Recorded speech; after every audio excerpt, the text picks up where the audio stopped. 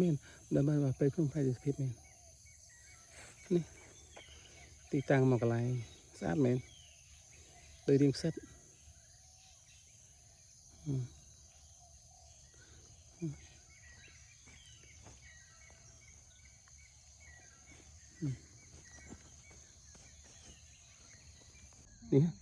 នេះមួយបងដូចរូបលំមាសហ្មងទេបាទ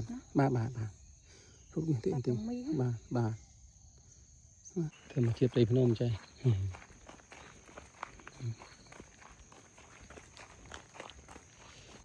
ចេះ